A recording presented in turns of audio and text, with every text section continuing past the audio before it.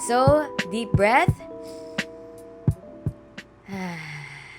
Welcome to Harder Truths. It's Yani Mayo here, and this is a space where we can be ourselves and untangle our thoughts, feelings, and our emotions. Because I realized that once I talk about it with people or with people who listen, it helps me process things. So today, confessions of a people pleaser. Background: I'm the eldest child in a Filipino household. Eldest child who's a girl as well. And actually, growing up, a lot of my self worth was hinged on is pleasing other people, basically, or getting the validation of other people. So I've known this for quite some time already, and I've tried to do my own thing on how to overcome this, on how to do away with that kind of mindset. And I felt like people pleasing was a flaw of me, right? Like it's something na parang it's a weakness, it's not something that I want in my life. And all of this I realized when I turned kinda 25. Kinda 25. When I turned 25, around that age. Because sabi nga nila that your frontal lobe cortex, your frontal lobe gets fully developed at the age of 25. And you realize the type of person that you want to be by that age. So context, I'm 26 and I know who I want to become, and I'm taking the steps to do so. It started when I was younger, then I brought it to school. I honed it when I was in high school. I really loved when I got validation from my teachers, and I anchored my self-worth there. Then I brought it to college with my friends, academics, organizations, then my career, and when I do work nowadays. And it's I think some people would notice that with me, and it's such a huge stressor for me when I started to realize that, oh, I have this kind of tendency, because I don't know how to anchor my worth on my own feelings, right? So because of people pleasing, a lot of my validation and my self-worth comes from the opinions of other people, and I take that in a high regard. Ang laki ng impact ng opinions ng ibang tao sa buhay ko and sa self-perception ko, that it really just is stressing me out. And it's a lot of noise in my head. Instances when I started to realize that, oh my gosh, I have a people pleasing tendency is when I know that I'm learning or that I'm growing or I'm trying to do my job, but in those raw moments of development, yung parang mga beginner stages, there's so much opinions from other people that I know I shouldn't be listening to yet, because I'm still trying to figure out my groove, and I'm still trying to understand how I want to learn, how I want to grow, how I want to develop. So there would be a mental battle in my head na, is it my opinion or is it my idea? Did this idea come from me, or is it because of other people's idea of me that I heard? My self-perception would get really effed up that way.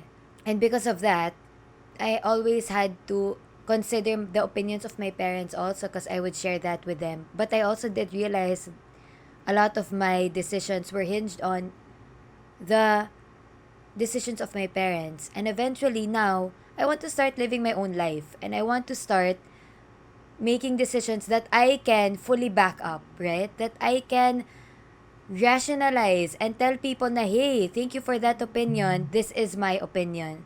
So I've always thought that people pleasing hinged on getting validation from other people was not a good thing. Recently, I actually have been having life coaching. So this is a revelation for me, guys. If there's anything that you take from this episode or from this conversation that we're having, is it's okay to ask for help, and it's okay to have a life coach, a therapist, or whatever. I didn't have that preconceived notion nung, ito, di ba sa Pilipinas, merong mga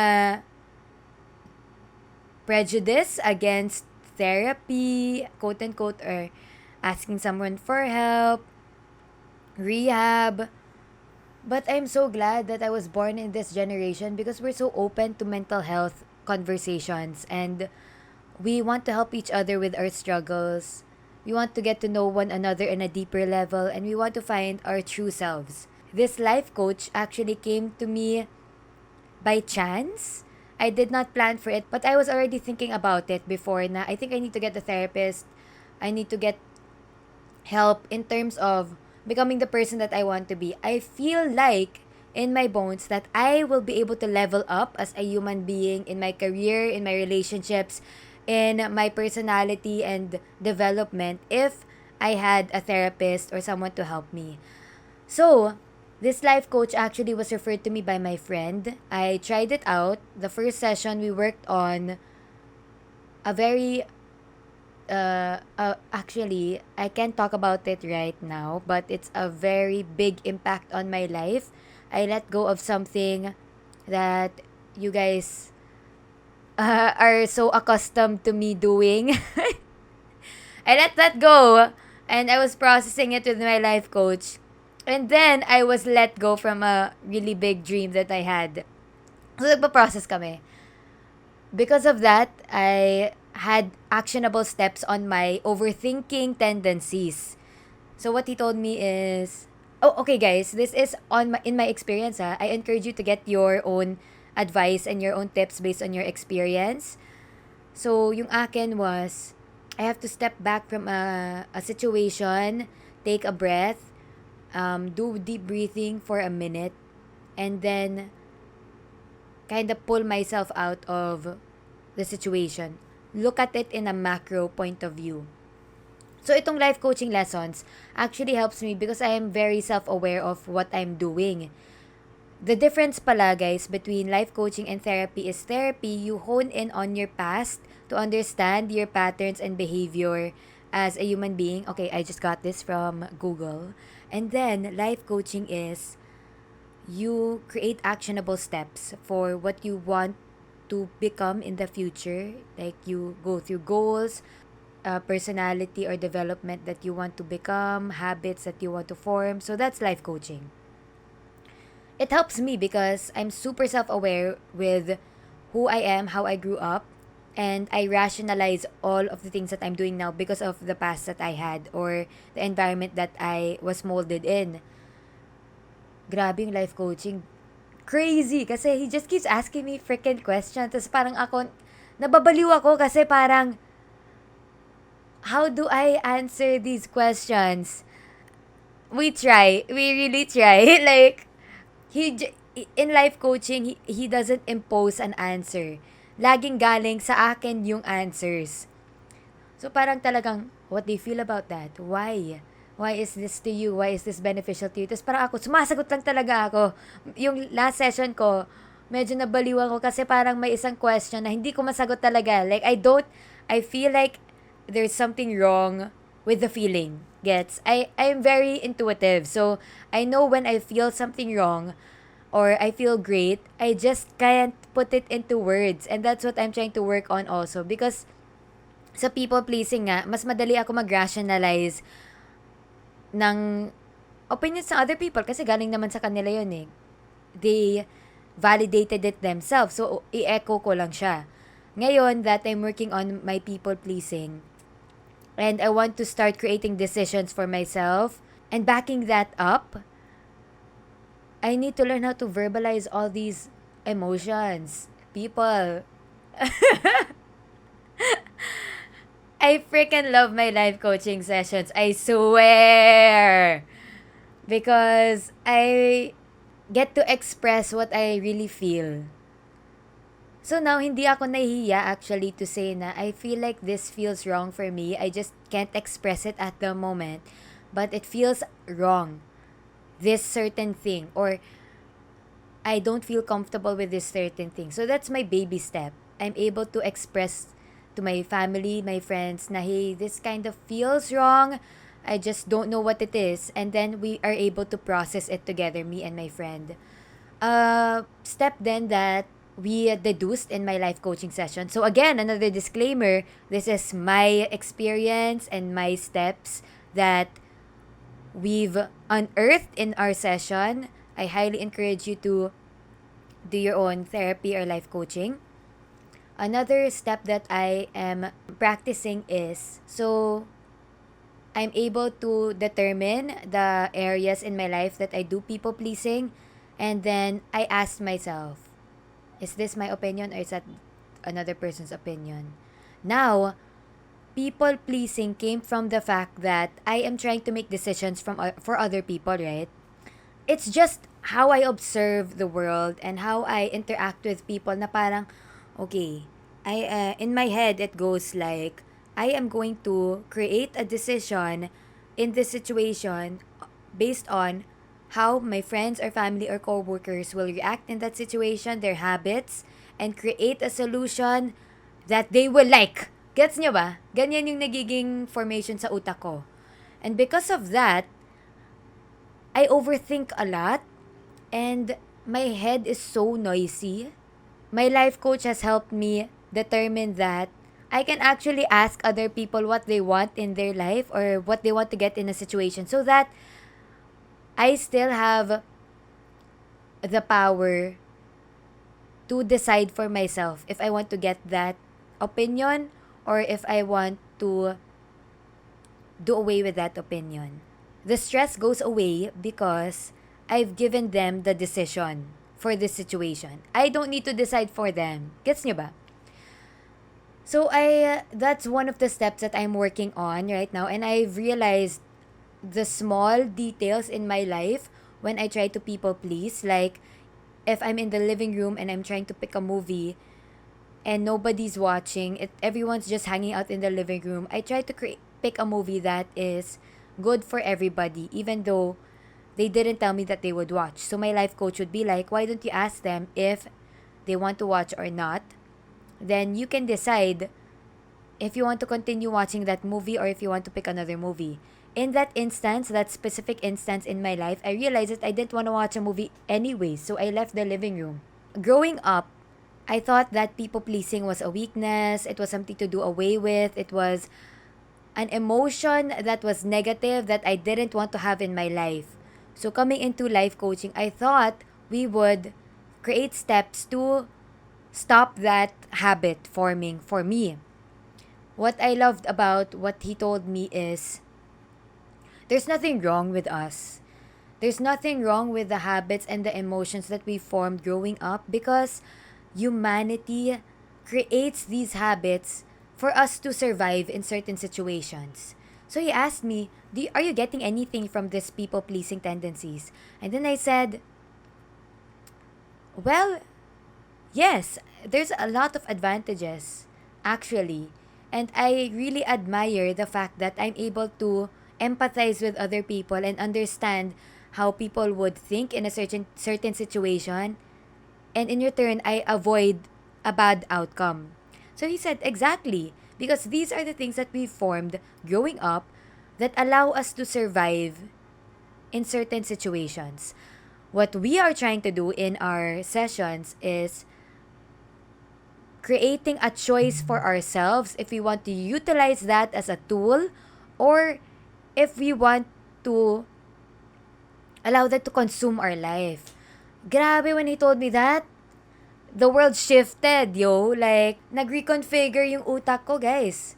So, naisip ko, gosh, these things or these habits that I formed that I thought were my flaws, like overthinking, people pleasing, wanting validation, are all actually aspects of how I grew up that allow me to protect myself. Now that I've grown up, okay, that served me a lot when I was younger. But now that I'm trying to create my own life, create my own decisions, form a person that I am proud of, it's time for me to recognize when these things happen in my head and use it as a tool when I want to, do away with it when I don't want to. Lord, I'm gonna cry. Because what a moment talaga. Parang there's nothing wrong with me. There's nothing wrong with you. We're all just trying to figure out how to navigate our emotions in certain situations. This is what makes us us. And I'm so proud of that. Like, at the end of the session, I was so free. I patted myself. I felt like, oh my gosh, I'm proud that I'm empathetic. I'm proud that I am so observant. I'm proud that I can think of so many solutions innately as a habit, instinctively, and create great pathways that will lead to a desirable result. So that was the shift in my head. Now, I want to be able to use those people pleasing tendencies, overthinking, validation to my advantage. Meron na akong choice. And what we're working on is doing away with the opinions of others. Connection! Yon. To my self-worth. So I'm trying to burn that bridge between my self-worth and other people's opinions and validation. That's the next step actually in my life coaching sessions. But I'm so excited to have this kind of help in my life. There's nothing wrong to ask for help.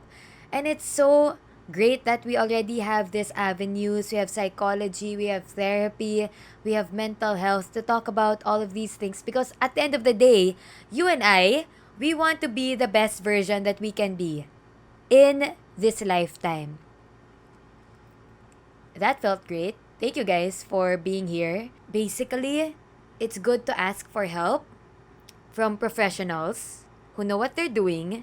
We need to do away with the stigma of therapy and life coaching here in the Philippines, especially, and mental health. We actually have the power to shift our mindset and to create the life that we envision for ourselves. Those are the three things that I want everyone to take away with this. I'm so proud of me. I'm so proud of you and the community that we are trying to build, especially with Harder Truths and, Winning Seasons, the broadcast channel on my Instagram, is we all are creating a life that we are fulfilled with. Whether that's being appreciative of the little things or taking the necessary steps to becoming the best version that we can be. So I'll see you guys on my social media at It's Yani Mayo on Instagram, TikTok, YouTube. I've been posting on YouTube a day after I post on Spotify. And in my broadcast channel, I have a lot of tips and motivational quotes there. But I do want to tell you that I'm also in this journey. I don't want to be the preachy person because I'm also trying to figure out my life. So I just want you and I to be part of this journey together na we talk about our experiences and we learn from one another and we're proud of each other. So thank you so much for listening. What a great Harder Truths episode. Actually, so we have Star, Stop, and Star, Wish, and Stop. I didn't do this in the last episode, but Star for me is I'm getting better at driving, people. A lot of my friends are so excited for me. Another star is... What are my stars? Oh, life coaching is a star. A wish that I have is just being able to create habits that contribute to the person that I want to be. So I still am having a hard time not looking at my phone when I wake up or not looking at my phone before I sleep. That is still, if you have any tips for me, please let me know. And then a stop that I want to do is those two. Meron kasi akong feeling na this comes and goes, but I'm very happy with where I am now. But meron akong feeling na I could be achieving more at the age that I am. I want to stop that. It's normal. It's normal. It's a normal feeling, especially with social media. All of us are trying to get to the place that we want to be. We see other people do what they are doing, but everybody is in their own path. I want to regulate that emotion, feel it, and then move on.